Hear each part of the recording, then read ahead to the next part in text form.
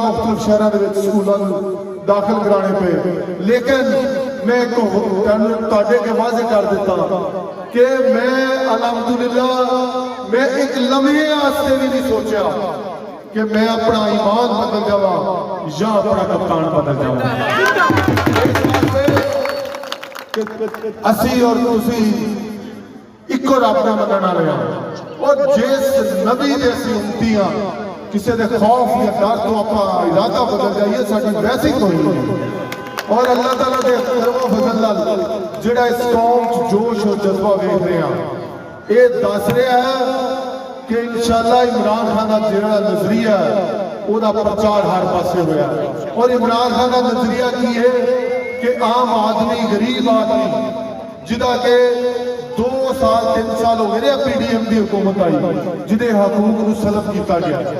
असी किसान जिमीदार लोग हाँ तो देखो ना कि जो इमरान खान की हुकूमत होती सी ते साडे खेत खलियान आबाद हो गए सी, साडियां जेबां च पैसा आ गया सी, साडे चेहरे ते रौनक आ गई सी, लेकिन इन्हां नूं वारे नहीं खांदे क्योंकि जिहड़ा इमरान खान है वो अपनी जात वास्ते अपनी औलाद वास्ते या अपने मफाद वास्ते काम नहीं करता बल्कि इस मुल्क और कौम वास्ते काम करता है। ये उसका जुर्म है।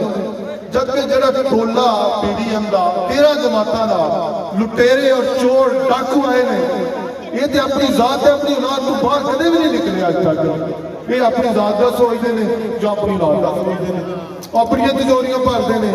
मैं किहड़े दोस्त को नहीं पता ये असीं पिंडां दे लोग असीं निर्वार करिए जदों दी PDM हुकूमत आई है सरदारी साहब हो गए या नवाज शरीफ हो गए। नवाज शरीफ ने अज जी नवाज शरीफ मरी हो रहा है, अज मरियम हो रही है, अज हमजा हो रहा है, अज शहबाज शरीफ हो रहा है, अज हिसाबदार हो रहा है। इस तो इलावा भी TV चैनल से होर कोई खबर सुनी जे कि उन्हें लोगों की जेब च सेहत कार्ड पाया कदे सुने किसी ये सुने उन्हें गरीब आदमी वास्ते जिहड़े सड़कों ते पे हुंदे सन उन्हां वास्ते लंगर खाने बनाए ने। ये कदे किसी ने सुनिया कि उन्हें सीरतुन नबी वास्ते कोई अदारा कायम किया। ये कदे सुने उन्हें शौकत खान तरह का कोई हॉस्पिटल बनाया।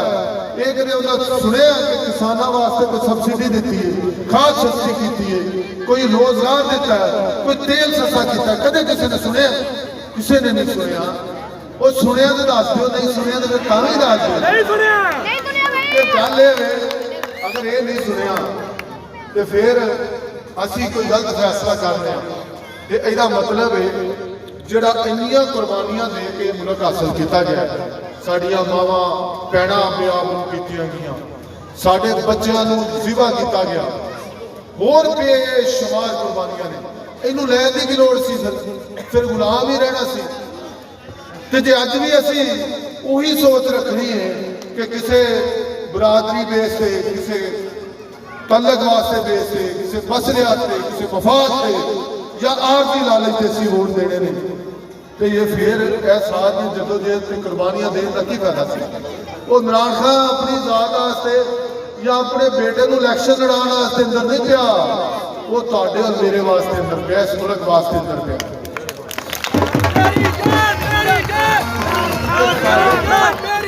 साडे हथ दे विच की है? साडे हथ ते एक वोट की पर्ची है ना।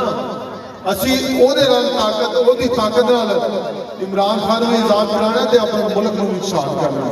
और अज तक सानूं अंदाजा ही नहीं होया साडे वोट दे विच ताकत कितनी है। चूंकि अगर वोट च ताकत ना होंदी तो इलैक्शन 2-2.5 साल पहलों करा देंगे, इन्हों को नहीं लेट करने की जरूरत सी।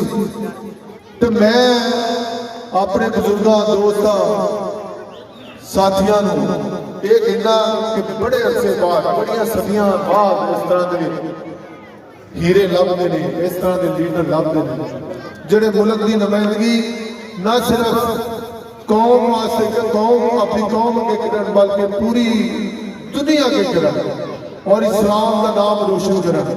जनरल असैम्बली के कौम मुतहदा दुनिया का सब तो बड़ा अदारा और कफार के बह के उन्हें न्यासी ला इलाहा इल्लल्लाह मुहम्मद रसूलुल्लाह नबी अकरम सल्लल्लाहु अलैहि वसल्लम साडे दिलों च वसदे ने। ये दूजे क्यों नहीं कहते साडी हुकूमत टुट जाएगी, साडी जिंदगी चली जाएगी? ਉਹਨੇ ਕਿਹਾ ਇਹ ਕਲਮਾ ਭਰਨ ਲੱਗਿਆ ਅਗਰ ਮੇਰੀ ਜ਼ਿੰਦਗੀ ਕੱਲ ਜਾਣੀ ਤੇ ਬੇਸ਼ੱਕ ਅੱਜ ਹੀ ਚਲੀ ਜਾਏ। ਇਸ ਵਾਸਤੇ ਉਹਦੀਆਂ ਕੁਰਬਾਨੀਆਂ ਵੇਖੋ ਤੇ ਅਸੀਂ ਜਿਹੜਾ ਆ ਕਿਰਦਾਰ ਅਦਾ ਕਰ ਸਕਦੇ ਹਾਂ, ਸਾਨੂੰ ਵੀ ਕਰਨਾ ਚਾਹੀਦਾ। ਔਰ ਇਹੋ ਮੌਕਾ ਹੈ 8 ਤਾਰੀਖ ਦਾ। 8 ਤਾਰੀਖ ਨੂੰ ਹੀ ਉਹ ਫੈਸਲਾ ਹੋਣਾ ਜਿਹਦੇ 'ਚ ਇਹ कौम का विजन, एक कौम की सोच, इस कौम की ताकत और इस कौम की कुव्वत का अंदाजा होना है कि यह हक नाल खड़ी है। इस वास्ते असी इमरान खान जिंदाबाद, इमरान खान जिंदाबाद, इमरान खान जिंदाबाद, कौन बचाएगा पाकिस्तान, इमरान खान कौन बचाएगा पाकिस्तान, इमरान खान तेरी जान मेरी जान, इमरान खान। इसलिए ਜਿਹੜੇ ਜ਼ੁਲਮ ਸਿਤਮ ਅਸੀਂ ਸਹਿੰਦੇ ਆਏ ਆ, ਅੱਜ ਵੀ ਸਹਿ ਰਹੇ ਆ, ਅੱਜ ਵੀ ਸਾਨੂੰ ਇਲੈਕਸ਼ਨ ਤੇ ਡੱਕਿਆ ਜਾ ਰਿਹਾ। ਸਾਡੇ ਖਾਲਦ ਭਾਈ ਦੇਖੋ ਨਾ ਅੰਦਰ ਪਏ ਨੇ, ਮਤਲਬ ਇਹ ਪੀਡੀਐਮ ਨੂੰ ਬਰਦਾਸ਼ਤ ਨਹੀਂ ਹੁੰਦਾ ਕਿ ਕੋਈ ਵੀ ਬੰਦਾ ਜਮਹੂਰੀ ਅੰਦਾਜ਼ ਨਾਲ ਅੱਗੇ ਆ ਜਾਏ। ਪੀਡੀਐਮ ਬੁਖਲਾ ਗਈ ਹੈ, ਨੂਨ ਲੀਗ ਦੇ ਪੱਲੇ ਕੱਖ ਨਹੀਂ ਰਿਹਾ। ਉਹ ਅੱਗੇ ਭਾਈ ਕਹਿ ਰਹੇ ਸੀ ਕਿ ਇੱਕ ਬੰਦੇ ਨੂੰ ਉਹਨਾਂ ਨੇ ਆਖਿਆ ਕਿ ਯਾਰ ਜਲਸਾ ਕਰਾ। ਉਹਨਾਂ ਨੇ ਕਿਹਾ ਕਿ ਜਲਸਾ ਕਿਵੇਂ ਕਰਾਈਏ, ਜਲਸਾ ਤੇ ਬੰਦੇ ਨਹੀਂ ਇਕੱਠੇ ਹੋ ਸਕਦੇ।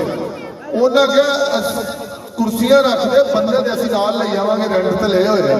ਤੇ ਗੱਲ ਇਹ ਵੇ ਵੀ ਕੱਲ ਨਵਾਜ਼ ਸ਼ਰੀਫ ਆਇਆ ਨਹੀਂ, ਤੇ ਨਵਾਜ਼ ਸ਼ਰੀਫ ਆ ਕੇ ਮੇਰਾ ਕੀ ਕਿਹਾ, ਉਹਨੇ ਕੀ ਆਖਿਆ ਕਿ ਵੀ ਤੁਹਾਡੇ ਹਸਪਤਾਲ ਮੈਂ ਬਣਾ ਦੇਵਾਂਗਾ, ਤੁਹਾਡੇ ਬੱਚਿਆਂ ਨੂੰ ਤਾਲੀਮ ਦੇ ਦੇਵਾਂਗਾ ਜਾਂ ਰੋਜ਼ਗਾਰ ਦੇ ਦੇਵਾਂਗਾ, ਜਾਂ ਪੂਰੇ ਵਾਲੇ ਨੂੰ ਹੋਰ ਕੋਈ ਬੁਨਿਆਦੀ ਸਹੂਲਤਾਂ ਜਿਹੜੀਆਂ ਤੋਂ ਮਹਿਰੂਮ ਹੈ ਉਹ ਦੇ ਦੇਵਾਂਗਾ। ਉਹ ਪਤਾ ਨਾਹਿਲ ਆਦਮੀ ਨੇ ਕੀ ਕਿਹਾ, ਉਹਨੇ ਕਿਹਾ ਮੈਂ ਤੁਹਾਨੂੰ ਏਅਰਪੋਰਟ ਦੇ ਦੇਵਾਂਗਾ। ਤੁਹਾਡੇ ਤੇ ਮੇਰੇ ਜਿੰਨੇ